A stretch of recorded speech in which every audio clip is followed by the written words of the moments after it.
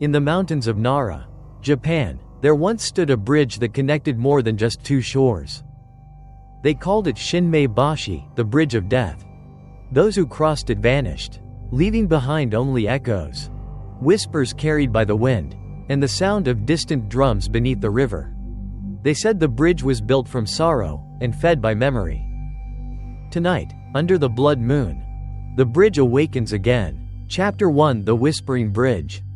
The village of Kiyomaru, hidden deep in the forests of Nara, had a legend no one dared to repeat after dark. At the edge of the Yoshino woods stood an old bridge, its wood dark, its railings cracked, and its name long forgotten. Locals only called it one thing: the Bridge of Death. No one knew who built it, or when. They only knew that those who crossed it during the night never came back. Some said the bridge connected two banks of the Shinmei River. Others whispered that it connected the world of the living to the world of the dead. Haruka Ito, a university student from Osaka, had come to Nara with her friends, Ryo, Daichi, Aki, and Yuna, to film a documentary about haunted places forgotten by Japan. It was meant to be a harmless trip, a test of courage before graduation. But as the car rolled into the fog-covered forest, the GPS went blank. The road they followed wasn't on any map.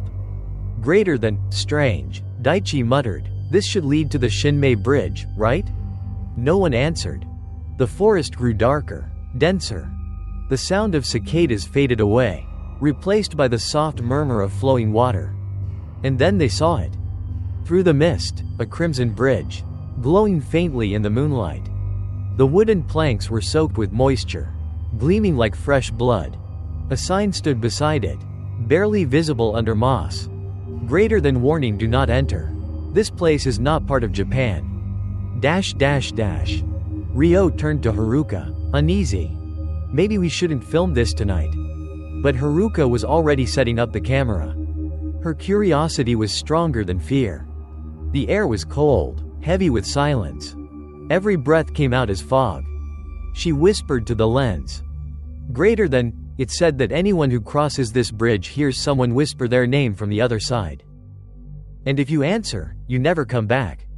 Aki laughed nervously. It's just an old superstition, right? But as she spoke, the water beneath the bridge rippled, though there was no wind. They stepped onto the first plank. It creaked under their feet, echoing across the silent forest. Halfway across, Yuna froze. Greater than, did you hear that? She whispered. A faint voice drifted from under the bridge, soft, drawn out, like a sigh carried by the river. It was calling someone's name. Haruka, Haruka. Everyone looked at her. Haruka went pale. That's my name. The wind picked up, whispering through the trees like distant cries. Daichi aimed his flashlight at the water, but the beam didn't reach the surface. The darkness below seemed endless. Then came the sound of footsteps behind them. But when they turned, the bridge was empty. Only the fog moved, swirling like something alive. And in that mist, for a brief moment, Haruka saw a woman in a white kimono, standing at the far end of the bridge. Her hair was long, wet, her face hidden by shadows. Haruka blinked, and the woman was gone. But the smell of damp earth and something metallic, blood, lingered in the air. Daichi tried to joke, "Guess we just met our ghost." No one laughed. As they reached the other side, the camera's red light flickered, then went out. The sound of the river grew louder, like hundreds of voices whispering beneath them. Yuna looked back. The bridge behind them was gone, only fog remained. Greater than, it's not possible, she whispered.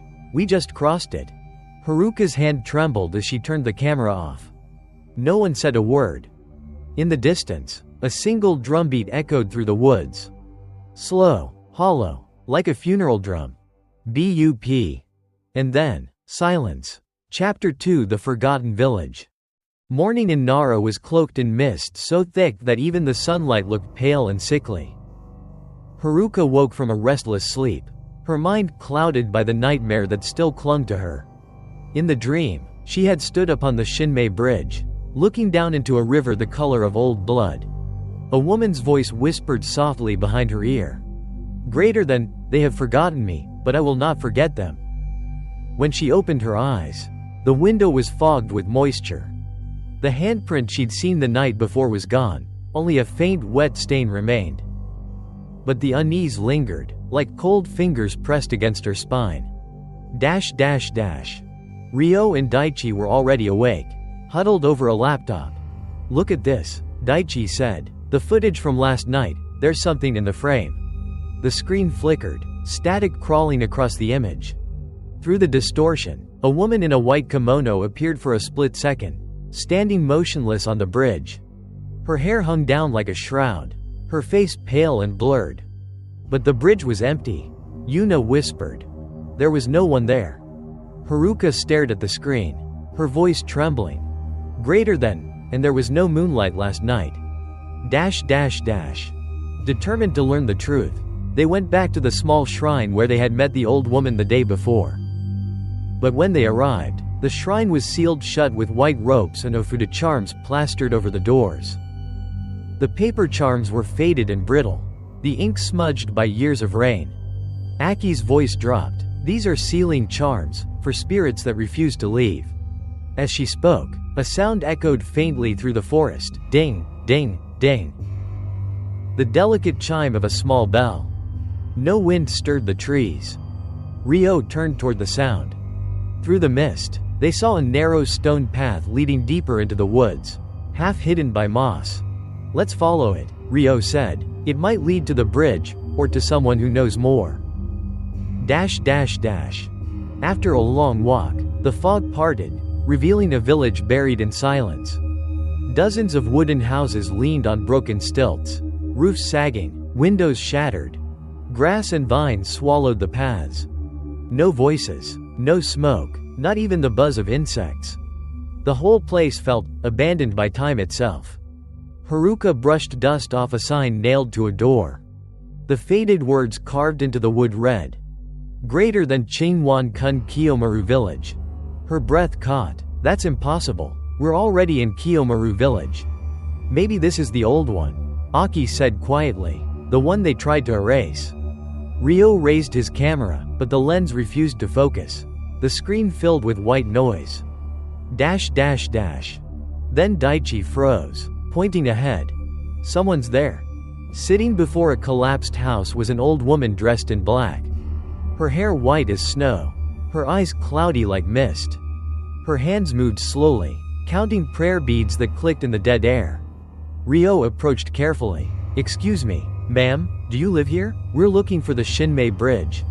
The woman didn't answer. After a long moment, she lifted her head. Her voice was thin and brittle, like paper tearing. Greater than, do not speak its name. The bridge remembers. The bridge listens. A chill ran through them all. The old woman's eyes darted toward the river beyond the village. Greater than, long ago, she said, a woman named Miyako was accused of killing her husband. They tied her hands and threw her from the Shinmei Bridge. Since that night, the bridge has belonged to her alone. Whoever crosses it hears her call, and she takes them to the water. Miyako, Haruka whispered. The old woman's head snapped toward her, eyes wide. Greater than, don't say her name. Her voice rose to a scream. The prayer beads burst from her hands, scattering across the ground. Each bead cracked open, oozing a thick black liquid that hissed like boiling tar. The group stumbled backward. When they looked up, the woman was gone. Only the sound of her beads rolling echoed faintly through the ruins. Panicked, they ran back toward the woods. When Haruka turned to glance behind her, the entire village had vanished, replaced by nothing but mist and the faint outline of a single red torii gate standing alone in the fog. Yuna whispered, trembling. Where did we just go? Haruka raised her camera, hands shaking. Through the lens, she still saw the village and the old woman sitting there, smiling at them from the shadows. Chapter 3: The Shadowless Bridge. The fog never lifted that morning. Even the birds of Yoshino Forest were silent. Haruka and her friends wandered for hours, trying to find the road that led back to town. But every turn led them back to the same place, the riverbank. And there it was again. The Shinmei Bridge. Red, gleaming, silent, as if it had been waiting for them. Daichi swore under his breath. That's impossible. We left it behind last night. Ryo said nothing. He stared at the bridge, his face pale. Yuna clutched her charm beads so tightly that her hands bled. The bridge stood unchanged. But now, under the weak daylight, something was wrong. It had no reflection. Haruka looked down at the water.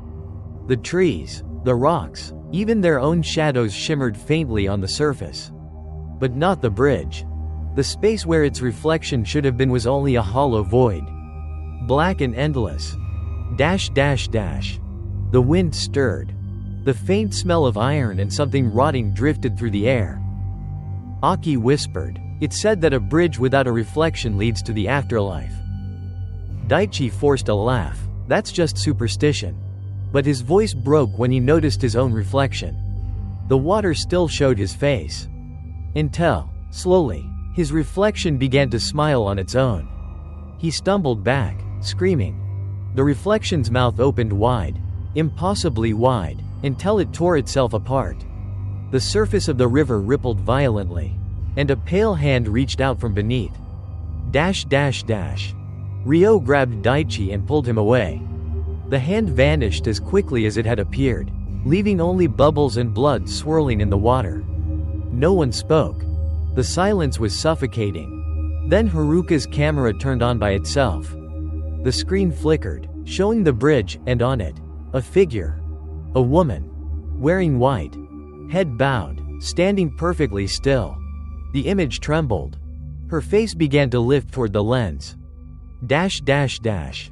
Haruka slammed the camera shut, heart pounding. But the voice still came, even without the recording, a whisper. Faint yet unmistakable, echoing from the river. Greater than, Haruka, come back. The ground under their feet trembled. The sound of water rushing filled their ears, though the river did not move. Ryo grabbed her arm. We're leaving, now. They ran. But no matter which path they took, the bridge appeared again ahead of them, silent, gleaming, unbroken, as if the forest itself had twisted to trap them there. Yuna fell to her knees, sobbing, It won't let us go. The bridge won't let us go. From far away, the sound of a funeral drum echoed once more. Slow, steady, each beat like a heartbeat buried underwater. B-U-P, B-U-P, B-U-P.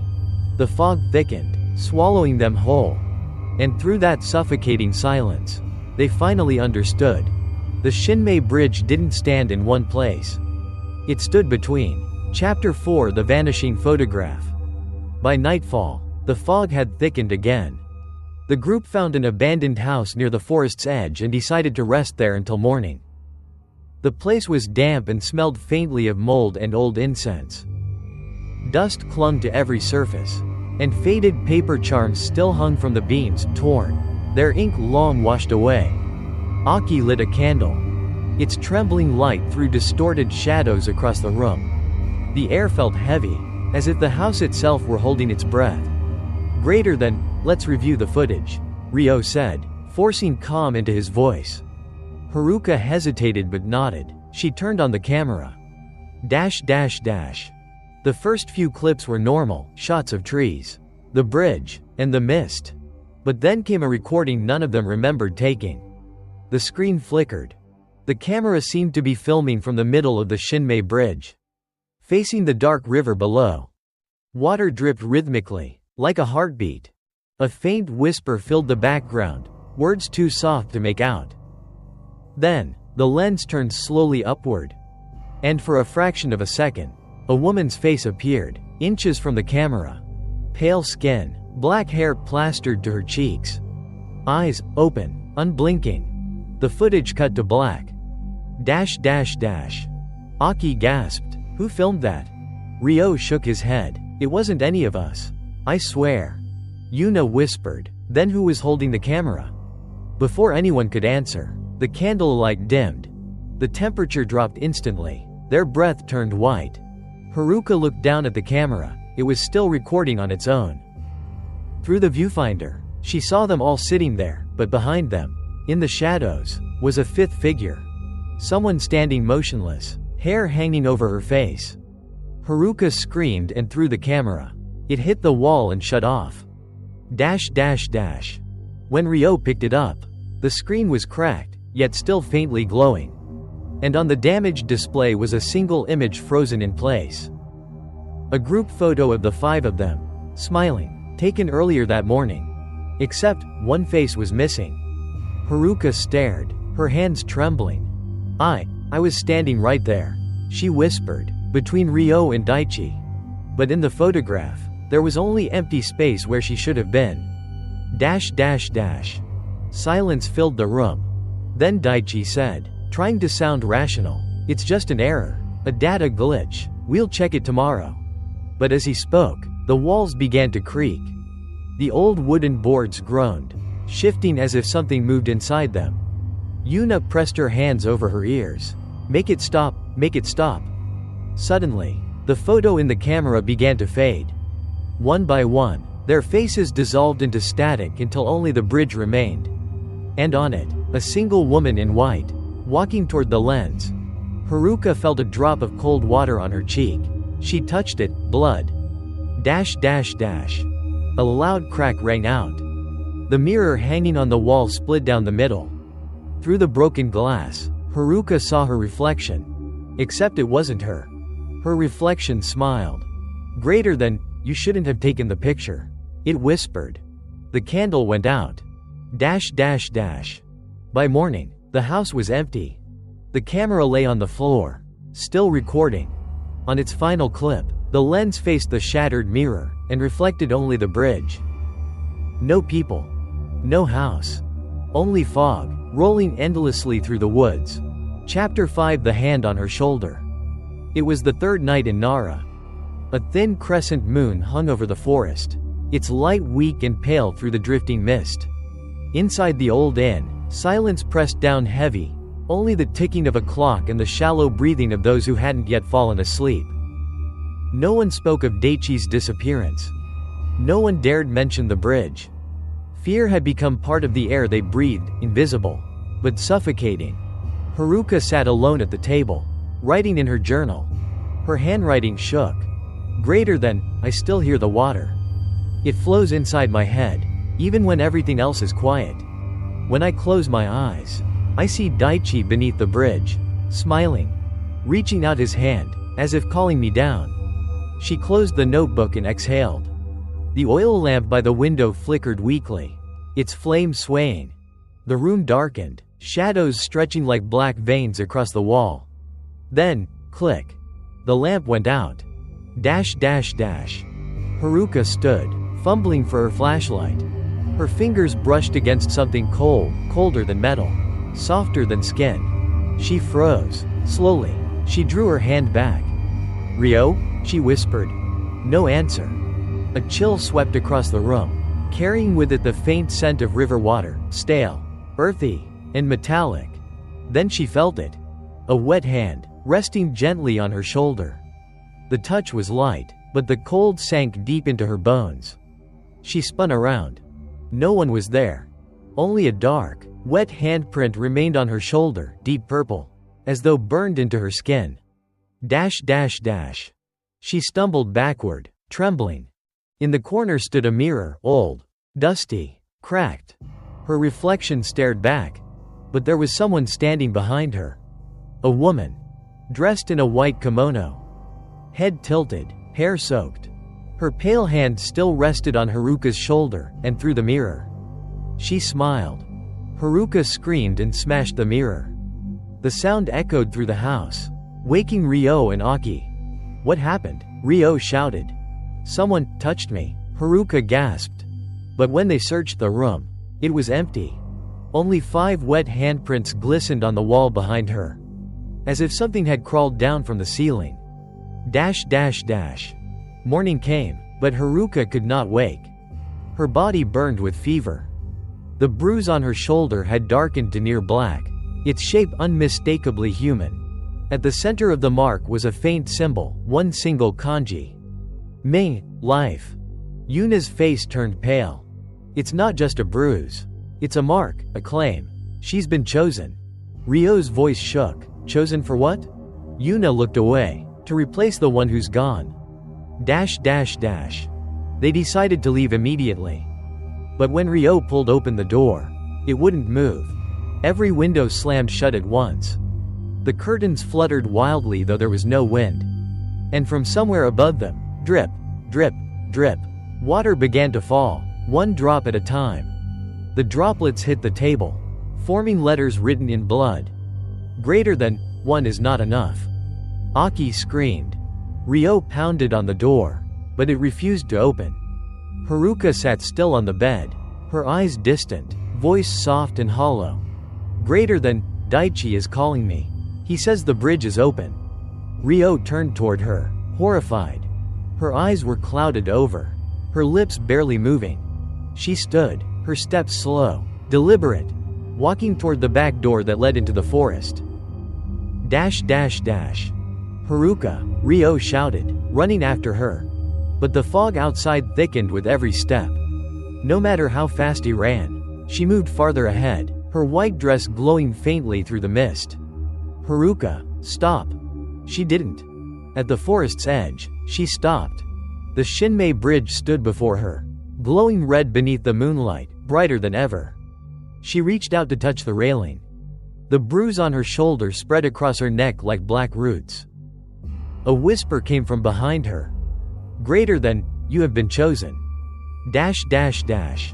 Ryo caught her arm. Haruka, listen to me. Her eyes met his, but they weren't hers anymore, only darkness. Greater than, I see Daichi.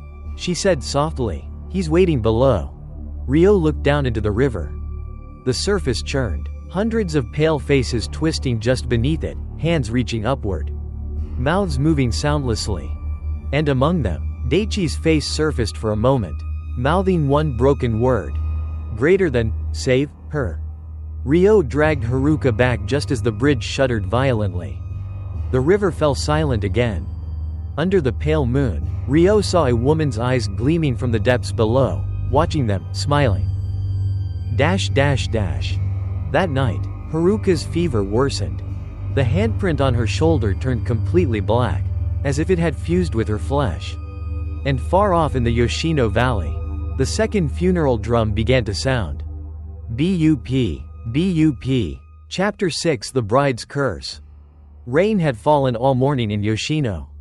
Not the gentle kind, but the slow, endless drizzle that soaks the bones and turns breath into mist. Haruka woke feverish, her skin cold and pale, the mark on her shoulder swollen black. It pulsed faintly, as if something inside her was breathing. On the table beside her bed lay an old wooden journal they'd found in a ruined shrine the night before. The cover bore 2 carved kanji, Miyako. Ryo insisted it was just an artifact, but Haruka felt otherwise. When she touched it, her fingers tingled with cold. The book felt alive. She opened the first page. The handwriting was delicate but trembling. Greater than, September 13th, 1868. They say I bring misfortune. They say the river is angry because of me. She turned the page. Greater than, I did not kill my husband. He fell from the bridge when the wood gave way. But the villagers said my spirit cursed the bridge. They bound my hands, tied stones to my feet, and threw me into the Shinmei River. At the bottom of the page, the ink had bled into the paper, mixed with something darker, tears, or blood. In the final line, the letters were carved so deeply they nearly tore the page. Greater than, if anyone remembers my name, I will return. By dusk, the rain had eased. Ryo and Aki returned to the old red shrine to search for more clues. It stood half buried in moss, surrounded by trees that whispered even when the wind was still. The wooden doors hung open. Dust rose as Ryo pushed inside. Rows of Jizo statues lined the walls, every one of them decapitated. Aki's voice quavered. Who would do this? Ryo said nothing. He moved toward the main altar, where a black wooden box rested, bound with a white Shimenawa rope. He reached for it, and the rope snapped on its own. The lid creaked open. Inside lay a rotting piece of white kimono, stiff with dried blood, and a lock of black hair tied with red thread. A faint smell of iron and decay filled the air. Aki covered her mouth. That's hers, Miyako's. Ryo found a paper note at the bottom of the box. Its ink smeared but legible.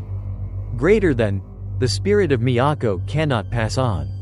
The bridge is her grave and her gate. Every 100 years, when the blood moon rises, the path between two worlds opens once more. Meanwhile, Haruka sat alone in the inn, staring through the rain-streaked window. The whisper came again, gentle, sorrowful, inside her mind. Greater than, you read my words, didn't you? Now you know my sorrow.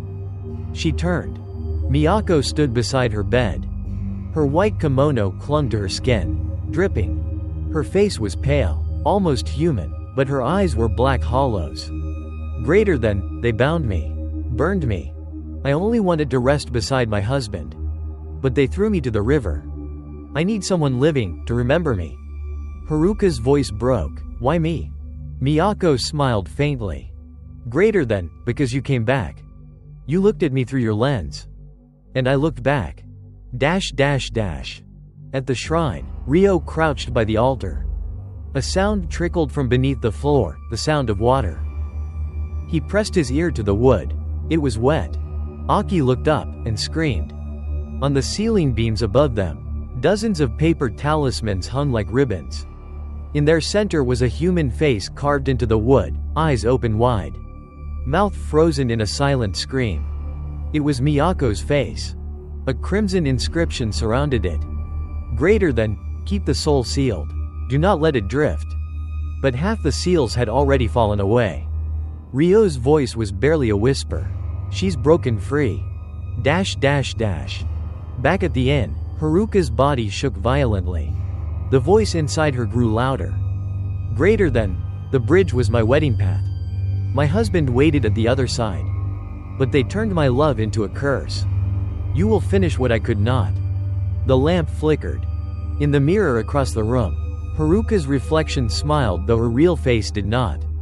At that same moment, the last seal at the shrine peeled away. The air filled with the smell of salt and blood. And in the distance, the third funeral drum began to beat. BUP. When Ryo and Aki returned, Haruka was gone. The back door stood open. Her journal lay on the table, open to the last page. Fresh ink still glistened in the candlelight. Greater than, she and I are one now. Outside, rain fell harder. And through the forest fog, two figures in white were seen walking slowly across the Shinmei Bridge. One slightly taller than the other. One alive. One not. Chapter 7 The Funeral Drums in the Night. The night in Yoshino was colder than any before. The air carried a heaviness that made it hard to breathe. Fog crept through the forest like living smoke, wrapping the old inn in silence. Ryo sat motionless by the table, staring into nothing. Aki tore through their bags, muttering prayers, searching for something, anything, that could help. Yuna huddled in a corner, clutching her prayer beads, whispering to herself. Finally, Ryo spoke. Greater than, we have to find Haruka. Aki's voice cracked. Greater than, you think she's still alive after what happened? She's gone, Ryo, she's gone. Ryo clenched his fists. Greater than, then I'll go to hell to bring her back. They stepped outside. The mist was so thick their flashlights barely cut through it. Every sound was muffled, every direction felt wrong. Then, from far away, BUP, came the sound of drums. Low, hollow, and slow. Not the sound of ritual. Not the sound of life. It was the sound of a funeral procession for the dead. Aki froze. Greater than, who's drumming at this hour? Ryo didn't answer. Each beat of the drum thudded in his chest, like it was pulling his heart closer. He followed the sound. Through the fog, through the trees. And there, looming ahead, the Shinmei Bridge.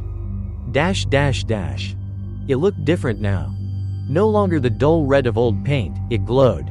Wet and alive, crimson as fresh blood. 5 wooden drums sat evenly spaced along its planks, striking themselves one after another. Each BUP was followed by the faint whisper of a woman's voice. Haruka stood at the center of the bridge. Her kimono was white, her hair streaming in the wind. Under the pale moon, her face was half shadow, half light, and in her eyes burned a cold fire. Ryo stepped forward. Greater than Haruka. She turned, smiling. But her smile wasn't hers. Greater than Ryo, you came. I've been waiting. Her voice echoed, 2 tones speaking at once. One soft, one hollow. Haruka and Miyako. Ryo took a step onto the bridge. Aki shouted from behind him. Greater than, don't, it's not her anymore. Ryo ignored her. Greater than, Haruka, listen to me, you're not Miyako, you're still you. Haruka tilted her head. Greater than, Haruka. That name died already. She raised her hand. Water dripped from her fingertips, each drop red. When it hit the wood, the river below began to churn, bubbling with shapes, faces. Hundreds of faces. The lost, the drowned, the taken. Among them, Daichi's face rose from the water, eyes wide. Greater than, Ryo, help her. The bridge shook violently. The drums quickened, BUP, beating like a frantic heart. Fog surged around them, thick as blood. Haruka's voice screamed. Greater than, get out. She's coming. And then the water split. From the depths, Miyako emerged, massive, spectral, terrible. Her hair fanned out behind her like black waves, her skin the color of bone. She opened her mouth, and a scream tore the sky. Greater than, no one leaves my bridge. The river rose into the air, swirling around her in a vortex of blood and souls. Aki fell to her knees, hands over her ears. Ryo reached Haruka and grabbed her arm. Her body was cold as stone. Greater than, if I had to die, I'll die with you. For a heartbeat, her eyes cleared, Haruka's eyes again. Greater than, Ryo, thank you, but you can't. She shoved him backward with all her strength. Ryo stumbled, falling hard as the bridge split down the middle. Haruka stood at the edge, the wind pulling at her hair. Miyako's face loomed above her, monstrous, grieving, endless. Greater than, you will stay with me forever. Haruka looked back one last time, tears mixing with rain. Greater than, tell them, to let the bridge rest. And then she stepped back, into the churning red below. The drums stopped. The river fell silent. Only one sound remained, BUP. The last beat, echoing through the fog. Ryo lay on the ground, screaming her name. Greater than, Haruka. But the bridge was gone. The water was calm. Through the mist, 2 faint shapes drifted together, one taller, one smaller, holding hands as they sank into the depths. Chapter 8: The Road to Hell. Dawn never came to Yoshino. The sky hung gray, colorless, as though even the sun refused to rise over this cursed valley. Ryo awoke beside the river, his body soaked, his head pounding. The air was heavy with the smell of blood and damp soil. He coughed, spat mud, and tried to remember what had happened. Haruka, he whispered. The name cut through him like a blade. Yuna lay nearby, trembling but alive. Aki was unconscious, her face bruised, a thin line of blood trailing from her temple. The bridge, the Shinmei Bridge, still stood ahead of them, though its color had darkened to the black red of dried blood. It seemed to pulse, slow, steady, like a beating heart. Ryo rose shakily, dragging Aki toward the bank. We're leaving, he said, we're not dying here. But his eyes betrayed the lie. He looked again at the bridge. At its far end stood a red torii gate, barely visible through the mist. A path led beyond it, sloping downward into shadow. Carved into the gate's beam were ancient kanji. Greater than Konoyori Sakiwahi Tono Michini Arazu. Beyond this point, the path is no longer for the living. Aki saw the writing and recoiled. Greater than, we can't go there. It's the road to the underworld. Ryo stepped forward. Greater than, then that's where I'm going. If that's where Haruka is, I'll follow. He crossed beneath the torii. The world fell silent. No wind. No sound. Not even the sound of his heartbeat. The ground turned black beneath his feet, slick like stone and wet as flesh. The air thickened, carrying the scent of rust and decay. A faint ringing filled his ears, like tiny bells. Far away, tolling endlessly. Aki hesitated at the gate, then followed. Behind them, the entrance sealed with a whisper of wind. They walked for what felt like hours. On either side of the path stood rows of headless Jizo statues, each bound with a red string around the neck. As they passed, the strings trembled, though nothing touched them. Each step brought the faint sound of chanting, hundreds of voices murmuring beneath the earth. And every few meters, the ground bled. Aki's voice quivered. Greater than, Ryo, I think we're walking inside her. He didn't answer. Ahead, an enormous wooden door blocked the way. It was covered with hundreds of old paper seals, each drawn in black ink and blood. In the center was a carved symbol, a bound hand inside a circle. Ryo reached for it.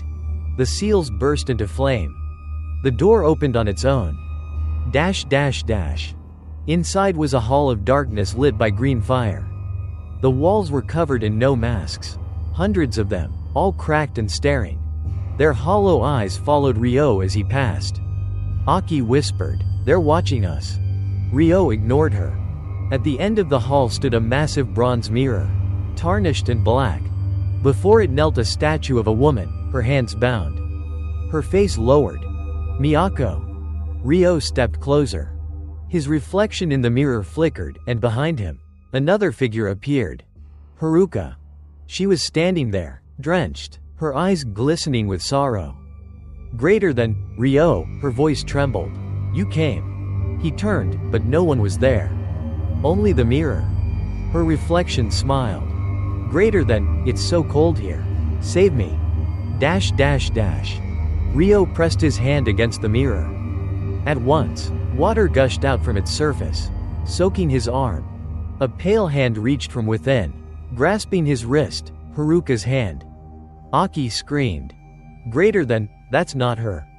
But the pull was too strong. The mirror swallowed him whole. Darkness. Then light. Ryo opened his eyes to find himself standing on a narrow path of black stone, winding endlessly across a sea of blood. Red torii gates rose around him like ribs of a colossal beast. On each pillar was carved a name, the names of the dead. Daichi, Miyako, Haruka.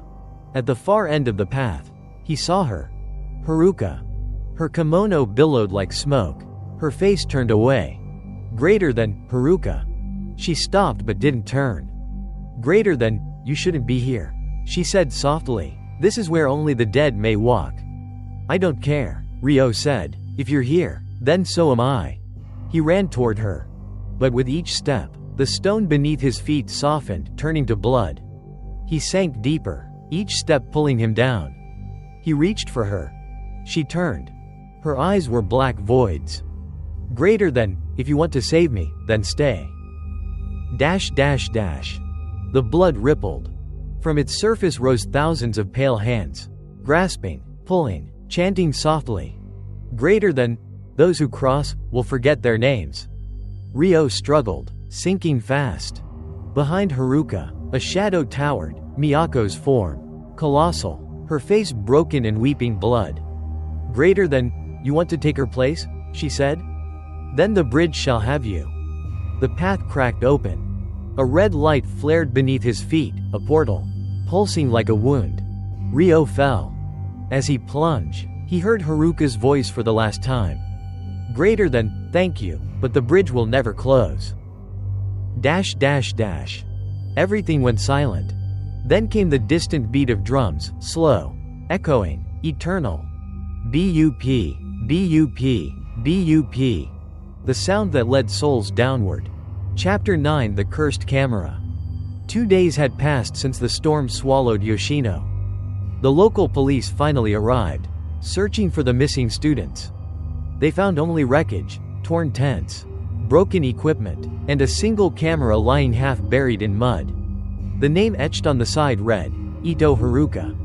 Officer Sato picked it up. The casing was cracked, the screen shattered, but when he pressed the power button, it turned on. The red light blinked once. Then, without prompting, it began to play. The footage showed a foggy forest, shot from a trembling hand. Someone was breathing heavily, a woman. Her voice whispered in the background. Greater than, keep walking, keep walking. Then came a flash of movement. For a moment, the lens caught the shape of the Shinmei Bridge, glowing faintly through the mist. In the distance, a figure in white stood at its center, hair streaming like smoke. A whisper rose, not from the speaker, but from inside the room itself. The police officers froze. Greater than, who's watching? The voice was faint, distant, yet it came from everywhere.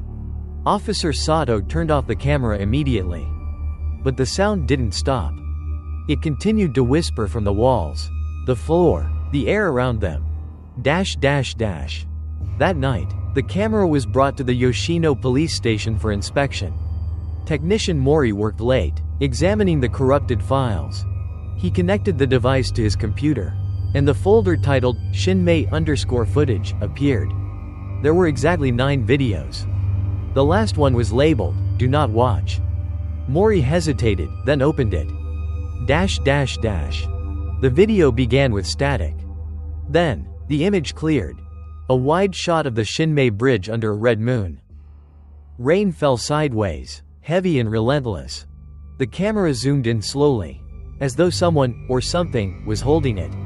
At the center of the bridge stood Haruka. Her eyes were hollow. Behind her, Ryo's body lay motionless on the planks, blood pooling beneath him. Haruka turned toward the lens and smiled. Greater than, you found me. The screen flickered violently. Her face stretched, warping into a grotesque grin, mouth widening beyond human shape. From the speaker came a deep, wet drip, drip, drip, the sound of blood hitting wood. Then, the image cut to black. Mori removed his headphones, heart racing. But the dripping sound didn't stop. He turned, and saw a trail of water leading from the computer to the wall behind him. A wet handprint slowly appeared on the white plaster. He backed away. The camera's red light flickered once, then twice, then stayed on, as if recording. Greater than, who's there? He whispered. From the darkness came a whisper, the same voice from the video. Greater than, you're watching me. Now I'll watch you. The lights went out. The next morning, the other officers found Mori dead at his desk. His eyes were open, mouth frozen mid-scream. On the computer monitor, the video had restarted, looping endlessly. In the reflection of the screen, behind Mori's lifeless body, a woman in white could be seen standing in the corner of the room. The police sealed the evidence. The case was filed away, marked as unexplained fatal accident.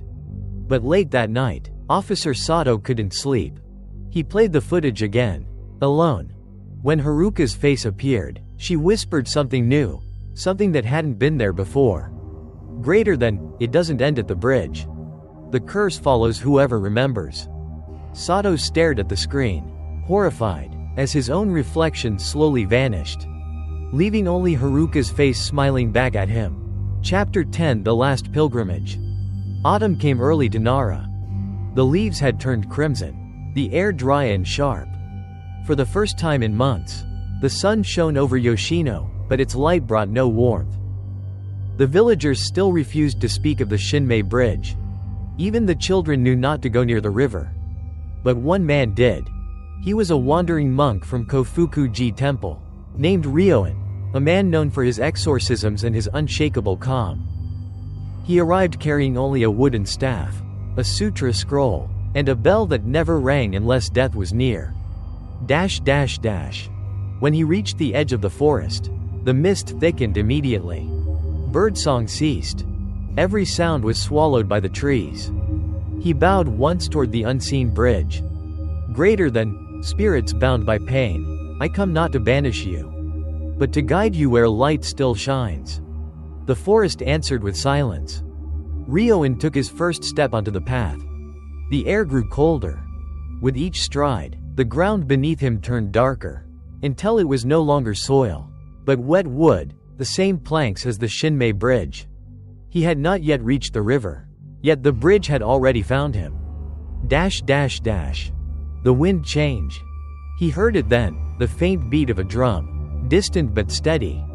B-U-P, B-U-P, B-U-P. The sound drew him deeper. Through the fog, he saw them, dozens of paper lanterns floating in the air, glowing red. Inside each lantern was a face, eyes closed, mouths whispering sutras backwards. One lantern drifted close.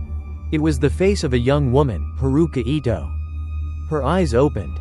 Greater than, don't pray for me, she whispered, pray for her. Before Ryoan could answer, the lantern burst into a cloud of red ash. Dash dash dash. The bridge emerged. Crimson, cracked, soaked in shadow. Every step he took made the wood moan beneath him, as if something inside were breathing. At the center of the bridge stood a woman in white. Her kimono fluttered though there was no wind. Her face was hidden beneath her long, black hair. Miyako, Ryoan said softly. The woman lifted her head. Her eyes were deep wells of sorrow. Greater than, they forgot me, she said. Even the gods turned their faces away. Her voice was not anger, it was pain. Her hands trembled, dripping water. Greater than, they burned my name. They threw me to the river. And yet, I still hear them calling. Dash dash dash. Ryoan bowed. Greater than, you have suffered long enough. Let me send you onward. But she shook her head. Greater than, I cannot cross. The bridge binds me. It remembers every step, every soul. If I leave, the bridge dies. And it takes your world with it. The monk closed his eyes, murmuring sutras under his breath. His prayer bell began to ring on its own. The air shimmered.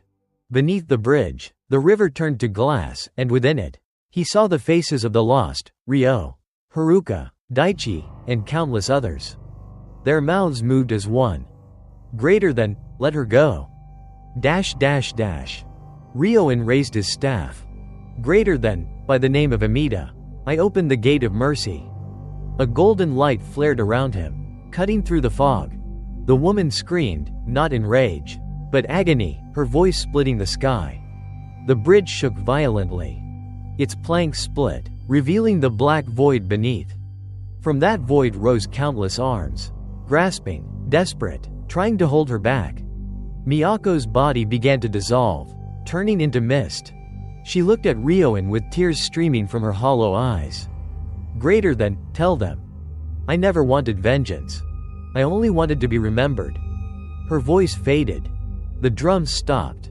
The bridge stilled. Dash dash dash. When the mist cleared, only Ryoan remained. The Shinmei Bridge had turned gray, lifeless. The river flowed clear for the first time in a century. He dropped to his knees, whispering a final prayer.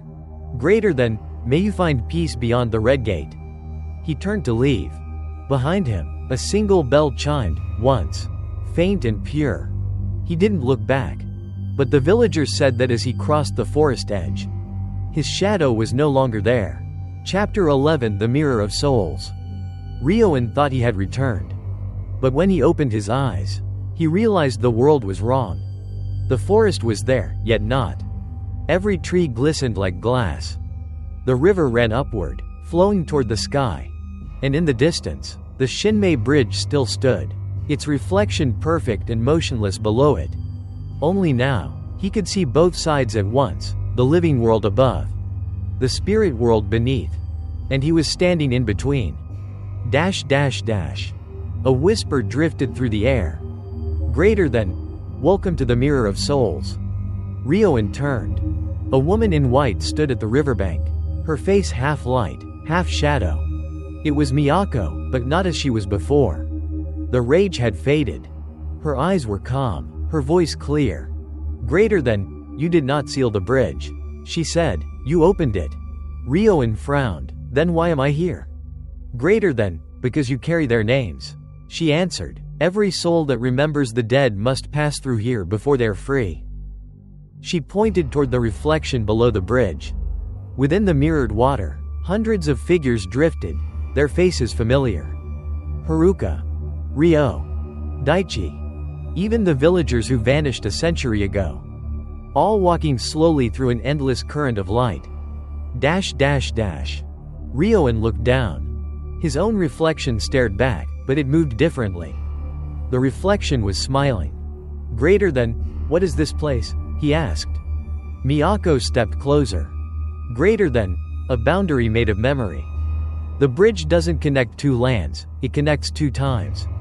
Every soul that dies remembering remains here, replaying their last moments forever. He knelt beside the water. Beneath the surface, Haruka reached toward him. Her lips moved soundlessly, but he could read the words. Greater than, tell them, we're not gone. The surface rippled, and she vanished. The monk bowed his head. Greater than, can they not cross? Greater than, they can. Miyako said softly, but not until someone forgets them. He looked at her in disbelief. Greater than, forget them? She nodded. Greater than, memory binds more tightly than chains. When the living cling too hard to grief, the dead cannot move on. That is the curse of remembrance. Ryoan understood then. All his sutras, all his prayers, had only strengthened the curse. The bridge was not a gateway for the dead, it was a mirror for the living. Suddenly, the reflection in the river began to darken. The faces of the souls twisted. One by one, their eyes opened, all staring at him. Haruka's voice echoed, fractured. Greater than, don't let us fade.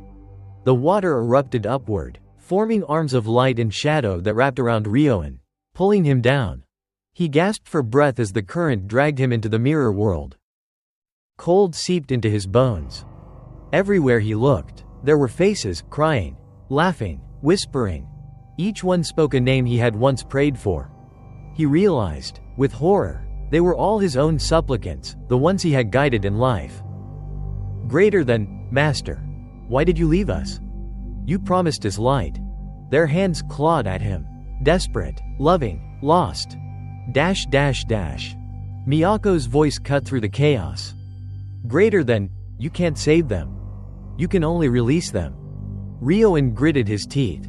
He closed his eyes and began to chant, not a sutra this time, but a single word repeated over and over. Greater than, forget, forget, forget.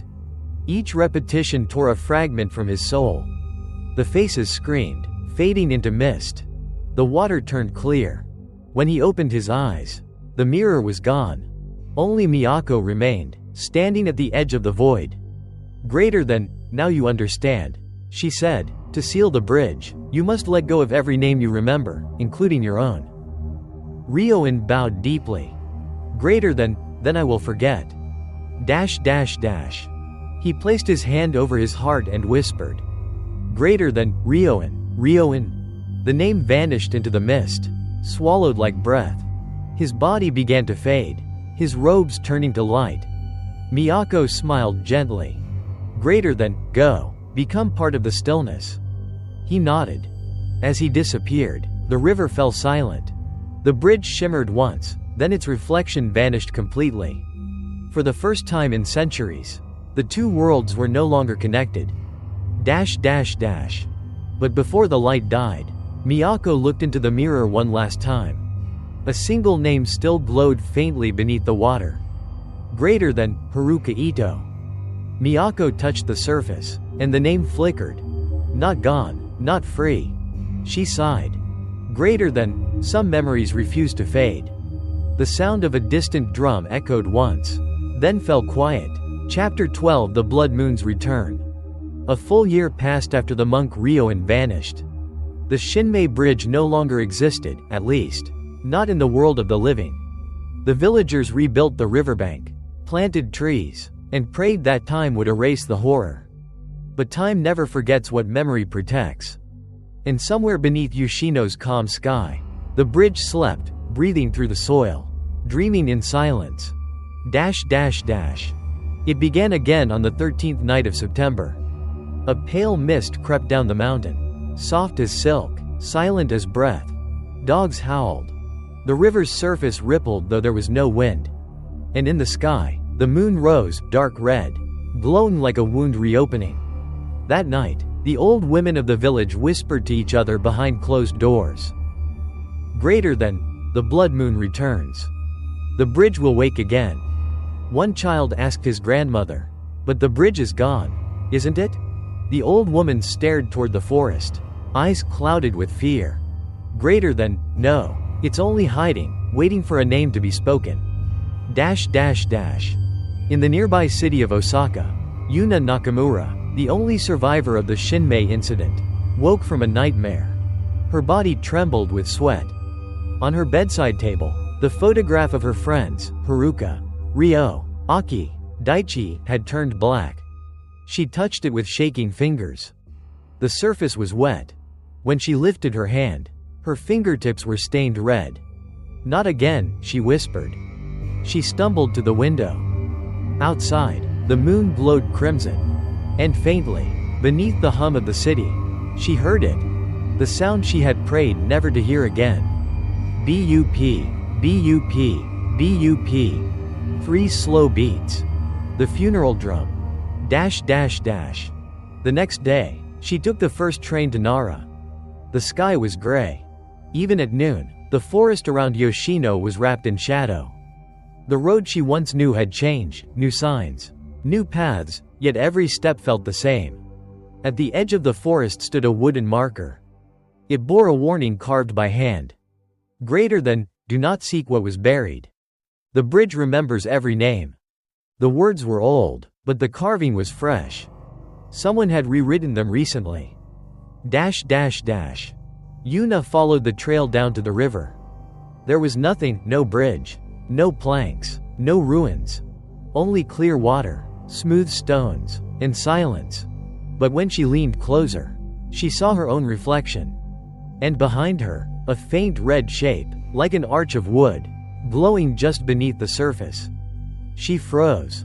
The air grew colder. Then, from the reflection, a hand broke the surface, pale and dripping, reaching toward her. Yuna stumbled backward, gasping. The hand vanished, leaving only ripples that glowed red under the moonlight. She ran. Through the forest, through the mist, until she reached the old shrine where Miyako had once been sealed. It was abandoned now, half collapsed, the statues of Jizo covered in moss. But the paper charms, the ofuda, were new. Fresh ink, fresh blood. Someone had been here recently. Yuna lit her flashlight and stepped inside. On the altar, a single bell sat, and beside it, a notebook. Its pages were damp, but the handwriting was unmistakable. Greater than, Ryoan. She turned the page. Each line was written in hurried strokes. Greater than, the seal weakens when memory stirs. One name still binds the bridge, Haruka Ito. If she is remembered, the path reopens. Yuna's breath caught. She whispered Haruka's name before she could stop herself. The bell rang once, soft and hollow. The ground trembled.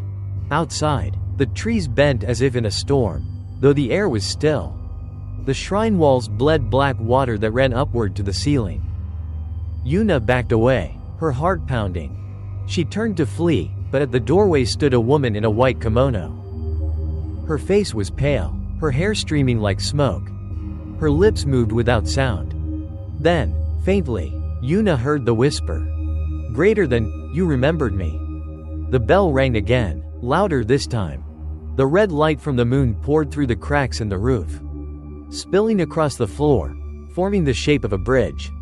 From somewhere deep below, the drums began again. B-U-P, B-U-P, B-U-P, B-U-P. And in the echo of that rhythm, a voice murmured through the forest. Greater than, the bridge of death has awakened. Chapter 13. The blood moon rises again. The 14th night of September. The moon was red. The air over Yoshino felt thick, heavy, and alive, as though the forest itself had begun to breathe. Every animal had gone silent. Even the crickets had stopped singing. From far away, echoing through the valley, came the sound of drums. Slow, hollow. The rhythm of 1,000 funeral marches beating as one. B-U-P, B-U-P, B-U-P.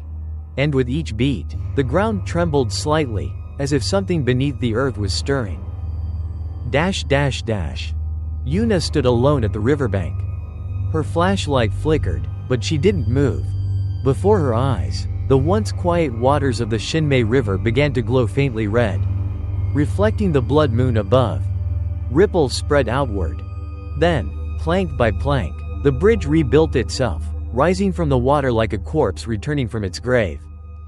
Its wooden beams were slick and glistening, as if freshly painted with blood. And when the final plank fell into place, the drums stopped. A cold wind swept across the river. From the mist, a woman appeared, dressed in white, hair flowing in the wind, face pale as the moon. Miyako. Dash dash dash. Yuna took a step back, trembling. You should be gone, she whispered. The monk sealed you. Miyako tilted her head slightly. Her eyes were calm, almost gentle, but the darkness within them stretched endlessly. Greater than, he sealed me. But you remembered. Yuna's breath hitched. Greater than, each time someone speaks my name, the bridge awakens. I do not come for vengeance, child. I come for memory. The river churned. Faces appeared beneath the surface, Ryo, Aki, Daichi, Haruka, all of them pale. Their eyes closed, as if sleeping. Yuna's tears fell. Why show me this? Greater than, because you are the last who remembers them, Miyako said. And if you forget, they will vanish forever. Dash dash dash. The moonlight intensified. The entire bridge shimmered crimson. Miyako extended her hand. Greater than, cross, and you will see them again. Yuna hesitated. She could feel the pull, a warmth behind the cold, a voice inside her whispering her friends' names. She stepped forward. 1 foot, then another. The bridge creaked beneath her, groaning like it was alive. Each plank she crossed left a footprint glowing red. Halfway across, she stopped. A figure waited at the center of the bridge. Haruka. Dash dash dash. She looked almost human. Her white kimono fluttered in the wind, and her eyes, though clouded, still held a faint trace of sorrow. Greater than, Yuna. Yuna ran forward, tears in her eyes. Haruka, you're alive. But when she reached out, her hand passed through air. Haruka's form flickered, her face twisting between life and death. Greater than, you shouldn't have come back, she whispered. Every time someone returns, the bridge feeds again. Yuna shook her head. Then let me take your place. Let me end this. Haruka smiled faintly. Greater than, you can't end what people refuse to forget. Behind her, Miyako's voice echoed like thunder. Greater than, if you wish to save them, then join them. Dash dash dash. The river exploded upward. Water turned to blood. The bridge shuddered violently, its planks splitting open. From the depths rose hundreds of pale hands, reaching upward, grasping at Yuna's legs. She screamed, struggling, but the grip was too strong. Haruka stepped closer. Her voice broke, full of grief. Greater than, forgive me. She pressed her hand to Yuna's forehead. Instantly, the cold vanished. Yuna saw flashes, her friends laughing, the camera's red light, the old shrine, the woman in white, every moment collapsing into one final vision. Greater than, if the living stop remembering, the dead will rest, Haruka whispered. Tell them to forget us. Dash dash dash. Yuna's body was glowing now, veins pulsing with red light. The bridge beneath her began to crack apart. The moon bled brighter than ever, casting the entire valley in crimson haze. Miyako screamed, a sound that shattered the air, a mix of sorrow and fury. The water below roared as the bridge split into two halves. In that moment, Yuna's final thought echoed through the storm. Greater than, if remembering brings pain. Then I'll forget, so you can finally sleep." She closed her eyes. The bridge collapsed completely, plunging her into the river below. A single flash of white light lit up the valley. Then, silence. Dash dash dash. When dawn came, the bridge was gone once more. The river was calm, clear, untouched. No trace of blood, no sign of death. But on the bank, carved into the wet soil, were 5 words written in Japanese. Greater than, we are finally forgotten. Chapter 14 Beyond the River. Everything was quiet. No sound of drums. No breath of wind. Only a vast silence stretching beyond the reach of time. Yuna opened her eyes. She was lying on a path made of pale ash that shimmered under a soft, colorless sky. No sun, no moon, only a distant, endless glow. Before her stretched a river, calm as glass. On the far bank stood a bridge, but not the crimson bridge she had known. This one was white, carved from light itself. And across it, she saw them. Dash dash dash. Haruka stood first. Her kimono was no longer stained. Her eyes, once filled with sorrow, were clear, gentle, human. Ryo was beside her, smiling faintly. Daichi and Aki followed behind, each carrying a paper lantern that glowed softly in the mist. When Yuna tried to speak, no sound came. But Haruka smiled and nodded, as if she understood.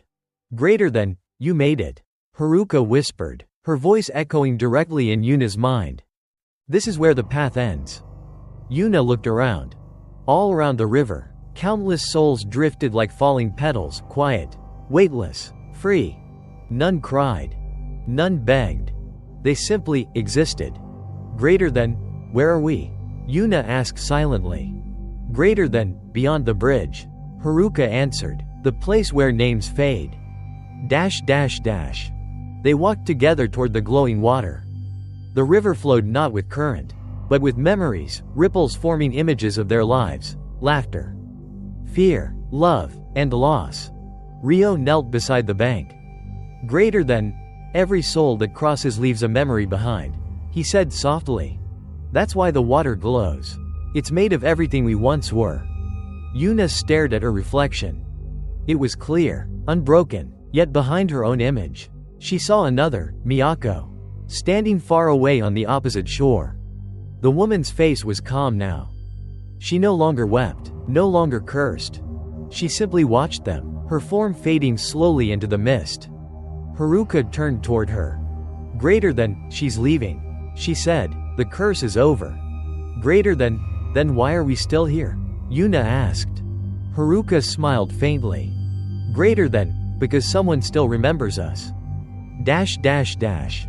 A wind passed across the plain, soft and cold. The river's glow dimmed slightly. Far above, Yuna saw faint outlines, people praying, crying, whispering their names. The living. Every whisper sent ripples through the water, keeping the souls awake. Yuna understood. As long as they were remembered, they could not fade completely. "Greater than, will we ever rest?" she asked. Ryo took her hand. "Greater than, when even memory forgets." Dash dash dash. They crossed the white bridge together. With every step, their bodies grew lighter, their faces brighter, until they glowed like the lanterns they once carried. At the center of the bridge, Yuna stopped and looked back. Below, she could still see the Shinmei River far away, the real one, flowing through the living world. It shimmered faintly, peaceful now. A single red petal floated on its surface. It drifted for a moment, then vanished beneath the current. Haruka's voice echoed beside her. "Greater than, it's time." Dash dash dash. At the far end of the bridge, there was no gate, no temple, only light. Pure, quiet, endless. One by one, they stepped into it. Daichi disappeared first, then Aki. Ryo turned to Yuna, smiling gently. "Greater than, no fear," he said, "we're only going home." Yuna nodded. Together, they stepped forward. The light swallowed them whole. Dash dash dash. The river fell silent. The last lantern flickered once, then went dark. But in the world above, when the wind passed through the Yoshino Valley. Some said they could still hear faint laughter, like friends calling one another from far away. And every year, when the autumn moon glowed red over Nara, the water of the Shinmei River shimmered with a strange, silver light, as if it still remembered those who crossed beyond the river. Chapter 15 The Last Message. A year passed after the blood moon vanished from the skies of Nara. The Shinmei River flowed quietly again. The forest grew back, green and alive, and no trace of the old bridge remained. The world had forgotten. Almost. Late one autumn morning, a group of archaeology students from Kyoto University arrived at Yoshino to survey the river valley. Their tools hummed softly as they scanned the soil for remnants of old structures. At first, they found nothing, only stones, roots, and the quiet sound of flowing water. But near the edge of the riverbank, half buried in silt, one student found something strange. A black video camera. Its lens cracked, its casing warped, but still intact. The name scratched faintly on its side read, Ito Haruka. The students brought it back to the university. When they tried to power it on, it refused to start. But at midnight, as the storm rolled in, the device turned on by itself. Its screen flickered to life, showing nothing but static. Then, a voice. A woman's voice. Soft, calm, familiar. Greater than, if anyone can hear this, please listen. The static cleared. The image sharpened. Yuna appeared on the screen, sitting by the Shinmei River. She looked peaceful, almost serene. Behind her, faintly, the bridge shimmered, white, not red. Greater than, this message is for those who remember. Greater than, we're not gone. We're only where memory ends, a place without names, without pain. We see you when you dream, when you whisper our names, when the wind touches the river. Her voice trembled slightly. Greater than, but please, stop calling to us. Every time you remember, the bridge stirs again. It was built from sorrow, and sorrow never forgets. She looked down for a moment, then smiled faintly. Greater than, we found peace. Don't wake us.